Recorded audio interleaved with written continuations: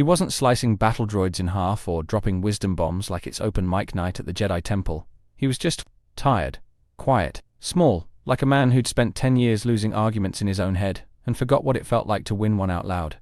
This wasn't the Obi-Wan we remembered. This was someone else entirely, and somehow, that made him feel more real than ever. There's something weirdly powerful about watching a hero not be heroic. No dramatic speeches, no force flips, just a guy hiding from his past and pretending to be a butcher while getting bullied by space fascists. And the wild part is, we're glued to it. Not because of what he's doing, but because of what he's not doing. Like every moment is one wrong glance away from falling apart. It's not flashy, it's not fast, and sometimes it's not even all that fun, but it's honest. That moment where he flinches at hearing the name Anakin, or when he tells Leia her parents were exceptional people, that's the kind of writing that sneaks up on you. You think you're just watching another Disney show, until it quietly punches you in the heart and asks how your trauma's doing today. But it's also not all gloom and doom. There's still sarcasm, dry wit. That Obi-Wan smirk that says, I'm barely holding it together, but I'm going to pretend I'm fine. Watching him argue with 10-year-old Leia while trying not to blow his cover is peak Star Wars chaos. It's like trying to babysit a hurricane with a lightsaber and no caffeine, and somehow, he pulls it off. You can feel the tension building through each episode. The fear, the grief, the hope clawing its way back through all that guilt. This wasn't about watching Obi-Wan win battles. It was about watching him earn the right to be Obi-Wan again. And when that blue lightsaber finally lights up for real, it's not just a weapon, it's a choice. In this video, we're diving deep into what made Kenobi more than just another Star Wars spin-off. We're breaking down how the show peeled away the myth, exposed the pain, and rebuilt the man behind the Jedi robe. If you thought this series was just filler between trilogies, think again. Because what it gave us wasn't a fight scene or a cameo. It gave us something way more rare. Closure.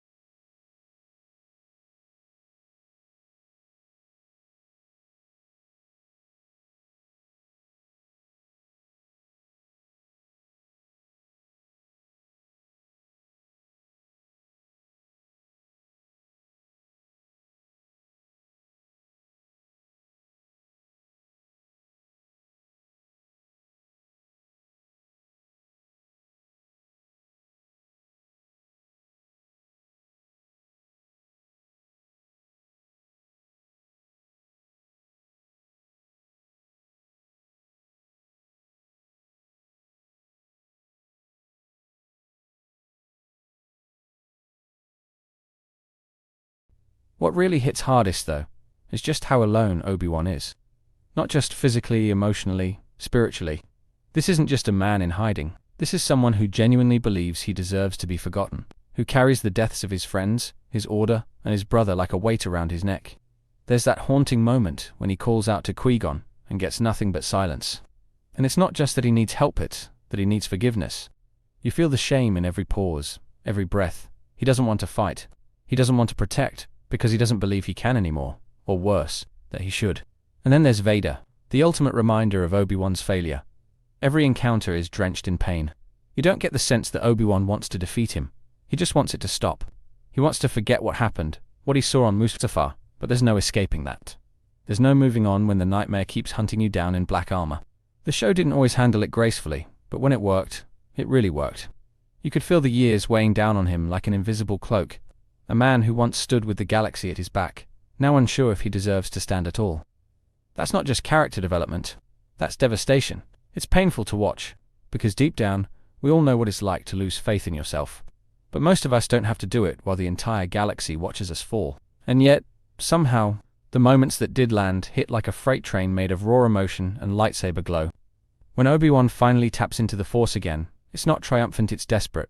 But that's what makes it so beautiful, because it means he's choosing to feel again, to fight again, to live again, The final duel with Vader might just be one of the best lightsaber scenes in the entire franchise. Not because of the choreography though, that's great, but because of the emotion behind every swing. You're not watching two Jedi fight, you're watching a brother mourn, another brother who's still breathing.